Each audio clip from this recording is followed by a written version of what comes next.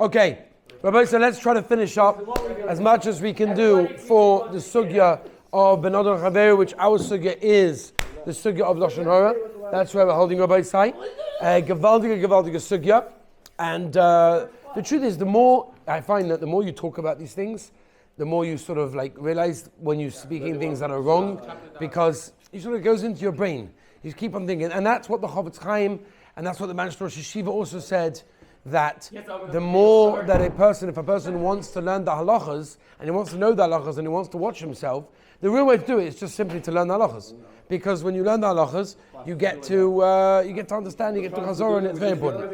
Okay, Rabbi say like this. Okay, yesterday we went through some of the actual halachas, and like I told you, we're not learning Hilchas Lashon Hara, Shmir Lashon right now.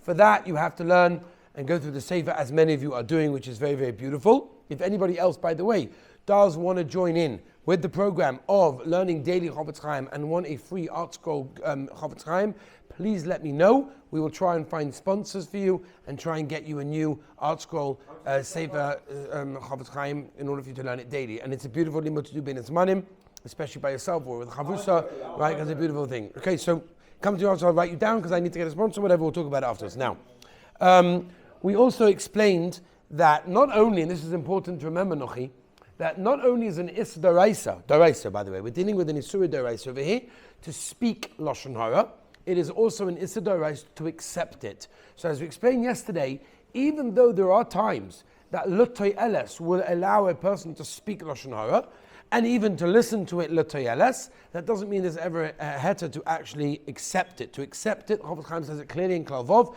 that you cannot accept Lashon Hara, meaning you cannot accept it, meaning believe it. That's what it is. If a person is mekabel, if a person listens to it and accepts it and believes it, he's over on a pasuk in the Torah. In fact, the warning in the Torah, by the way, this is important.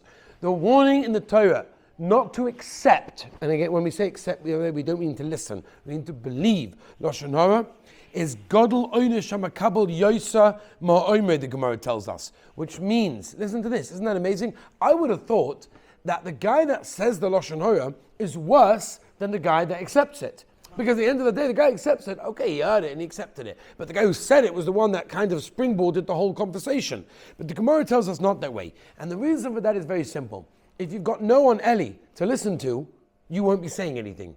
And therefore, if the very fact that you're listening means you're enabling him to say it as well, you've caused a bigger Avera, you've caused greater Chil Hashem, and therefore that is a problem. So you can never ever accept it in that case. So even if we're allowed to listen to Lashon Hara, for example, a Rebbe that's allowed to sometimes listen to Lashon Hara from one of the Talmidim who is saying something about another Talmud full of To'eles of that Talmud. In other words, I want the Rebbe to help out the Talmud, so I'm telling the Rebbe that this is happening with this boy, could you help him out? Now that is beautiful, and the Rebbe is allowed to listen to it because it's To'eles, providing he's the Rebbe that can deal with it, right? To tell it to another Rebbe that has no shaychus, by the way, that's pure Lashon Hara.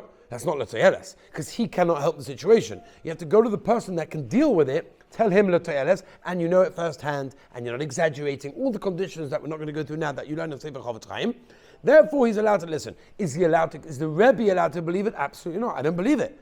I'm allowed to be choshish for it, and therefore I'll deal with it, but I'm not allowed to believe it. I remember one time, we'll discuss shidduchim in a moment, but I remember one time when I had to break up a shidduch between, they were very close to getting engaged, and I had to call up the girl's Rov and say, listen, I know information, I know it firsthand, I don't have anything against the boy, I'm not exaggerating because I'm telling you the exact information that I'm saying. I basically filled all the conditions.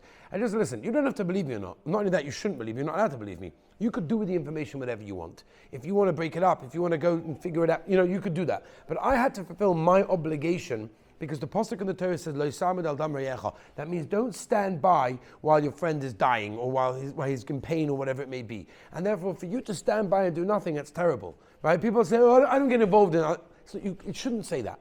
I don't get involved. It's not true. We should get involved, right? Obviously, we have to do it in the right way. We have to do it in the right manner. We have to do it with the right person. But we have to realize that even in a situation where you are allowed to say it or where you're allowed to hear it, you're not ever allowed to accept it. Now, there's another thing called avak lashon hara, and I just want to mention that again.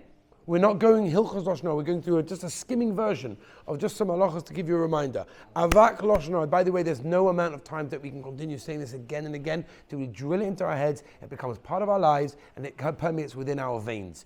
Avak Lashon Hara means, and if someone says, it's like avak ribis, a similar idea, right? Somcha avak ribis, that when avak lashon hara means it's the dust. What does that mean? That means it's not real lashon hara, but it's borderline. I'll give you an example. Someone says to you, ooh, how's Yankee doing?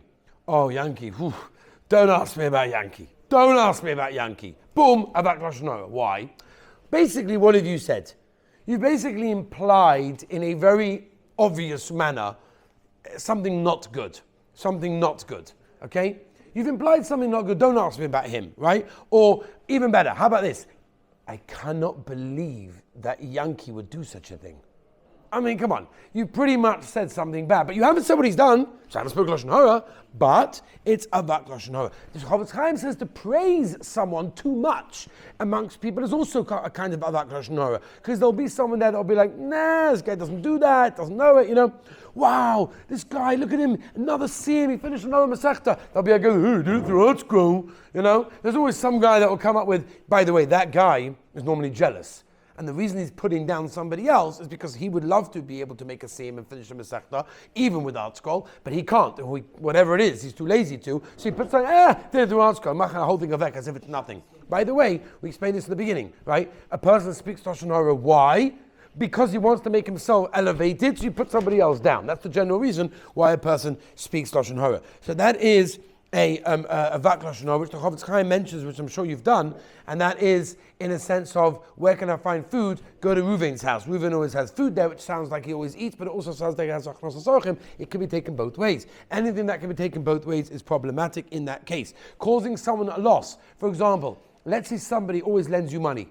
And your friend says, where can I get some money from? I'm desperate for some money. Now you're going to say, oh, Shimon always lends me money. Now maybe Shimon only wants to lend you because he trusts you and has a relationship with you. He doesn't want to lend anybody else money. So by you saying that, you are ultimately causing someone else. Ooh, you want a meal for Shabbos? Go to him. Whoa, maybe he only invited you one time. He doesn't want to invite any other guests. Maybe he doesn't like having guests, whatever it may be. But he invited you. So by you telling other people, you're causing him a loss, which again is not mamish lashon hara, but it's the small little edges and dust or implications of lashon hara. Yeah. Let's say the guy doesn't tell you specifically that he doesn't. Then there's no reason why not. It's just what people invite everyone all the time. So if a guy invited you, you can assume he invites other people. If he says to you, by the way, don't tell anyone, then obviously that's not of a Pashat Admoid, right? You've got to be careful about these things that cause people a loss. Yeah. Let's say you're in a yeshiva where the minhag is every Rebbe brings the Rebbetzins kugel on Friday. Can you say that, this Rebbe has the best kugel? Again, you could be hurting someone.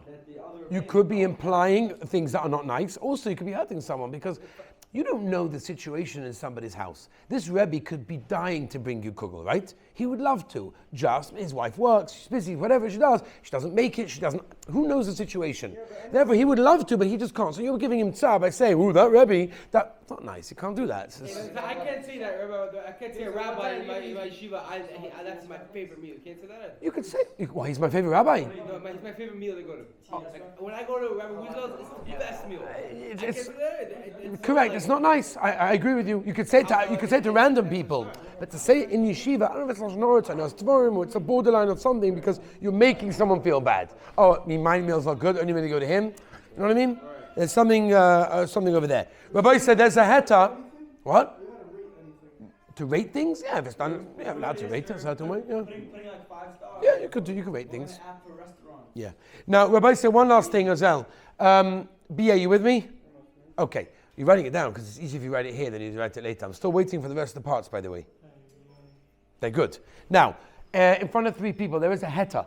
That if in front of 3 people, it's going to be okay. Why is it going to be okay? Not for the guy to say it, but for everyone to repeat it. Because once 3 people hear it, it gets around, right? Which is sometimes the heta for many, many things. But you have to know that it doesn't always work. There are conditions that people don't know about. And the conditions, for example, are that people have to know your kavanah is not to say anything bad, right? And if they don't know the kavanah, for example, when you say, oh, go to Reuven, he always has a pot on the fire, we know that your kavanah is good. Why? Because you're saying in front of 3 people, it probably is going to get back to him, and therefore you want it to be in a good way. But if we don't know your kavanah is good, that's going to be a problem. By the way, Believing Lashon Hara that's well known or widespread, for example, that's on the internet, that's in the newspaper, that's on chats, on statuses, all these things, by the way, to believe it is asa. You cannot believe it. I don't care if everyone knows about it. And this is like public knowledge. Come on, everyone's talking about it. Doesn't make a difference. You cannot do that in that case. Okay? Prove it again. What does it mean it's proven? You saw it yourself. And I'm to believe then. You saw it. I'm not talking about that. It's proven how other way. In Beis Din, you mean? And if Beis Din Paskin, maybe that's the only other case that it could be really proven. You need Eidim and these sort of things. Yeah. Really? Because of this? Didn't want to believe it. Wow.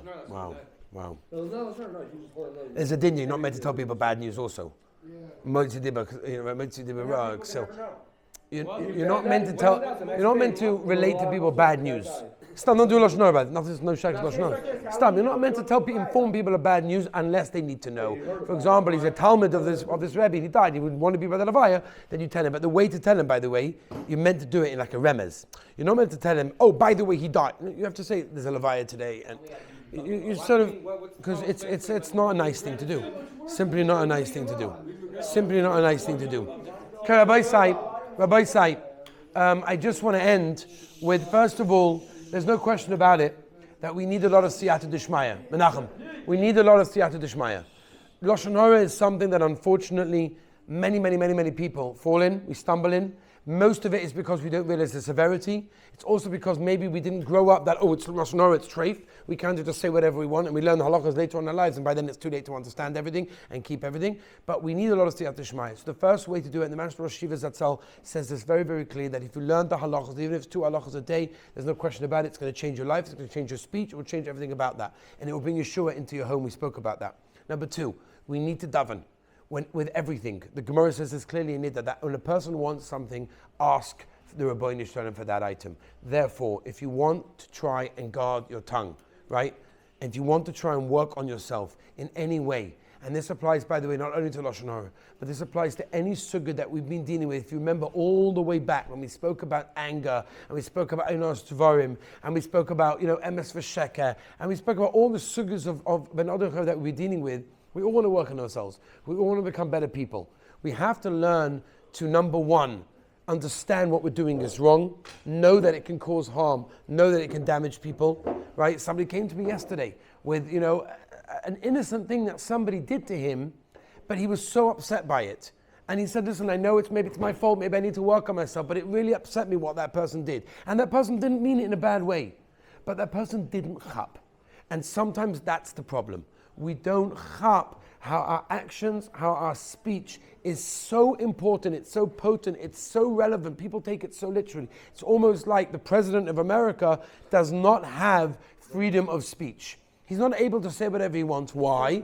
Because when you're in that office, when you're in that situation, you have to realize that your words are very powerful and people can take them in the wrong way and people can take them to mean anything. Therefore, a person has to realize, every yid, when you deal with people, you don't realize the power of your words. You don't realize the power of your gestures, your actions, your faces, and everything you do. You don't realize that your roommate could be so terribly upset by something small that you do, which is only a joke. Because, again, he takes you seriously, he trusts you, he likes you, he has a relationship with you. It's so important, as we said in the beginning, we're living in a world where we don't live in a bubble. We live with other people. And the Rabbeinu Shalom put us in this world, Simcha, specifically so that we can work on ourselves. The Vilna Gaon, as we mentioned, was asked, what is the tachlis of a human being in this world? Why were we sent down to this world?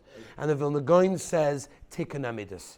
To be able to work on that which we have been discussing in this series, and that is to work on your character traits. That's the reason you were sent down to this world. That means if you come out of this world after 120 years and you did not do that, the Rabban Shalom will say to you, L'chayra, what are you doing? I sent you down for Tikkun Amidus, you didn't do anything, go back again, which is obviously a very painful experience, and you can pick up many averos which you didn't pick up the first time. Rabbi say, I know it's difficult, I know it's hard, and I know it's something that takes work. But like anything good in the world, it takes work, but it's worth it. When a person perfects his midas, when a person perfects his character traits, he becomes a likable person. Chazal tell us, it's a Mishnah in Pirkei Avos, it's a pasuk in Mishnah, also Shlomo Melech tells us, that when a person likes you, when people like you, it means the Rabbeinu Shalom likes you. You can't be doing something wrong if everyone likes you. If you're doing something wrong, then the Rebbeinu Shalom doesn't like you, and then people also won't like you. Therefore, the simon that the Rebbeinu Shalom likes you in this world is if people like you. The only way that people are ever going to like you is if you are a person that has worked on his midas, worked on his character traits, worked on his anger, worked on his jealousy, worked on his emes v'sheka, worked on his shmir saloshan, worked on onas tavarim, all of these things that we've been discussing. I really hold that the series that we've been doing now has not just been a time filler, has been something that if we go through it and understand it and try to go over it in our minds and try to keep it, let it change us. Let it become better people. Let us become people that everyone loves because that person is so pleasant. We're all familiar with people that everyone says, oh, him, everyone loves him. Why does everyone love him? They love him because he's a pleasant person. He's an easy person to deal with. He doesn't get angry. He doesn't curse people out. He doesn't talk behind their backs. He's a pleasant, geschmacka person to be around.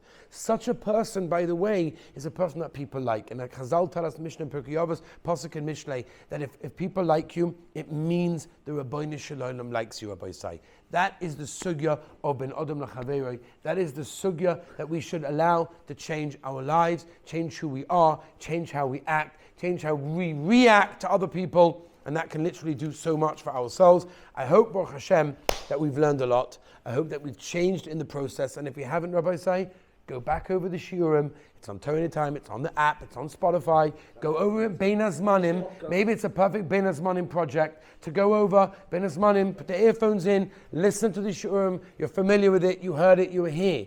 And listen to it again, and let it go in, and let it become a better person. Change who you are. You'll make a better husband, you'll make a better father, you'll make a better person. You'll make a better yid and a human being. And the Rebbeinu Shalom Be'ez Hashem with tefillah will answer all of our tefillahs, give us siyata d'shmaya to become better people, and Be'ez Hashem fulfill our tachlis in this world.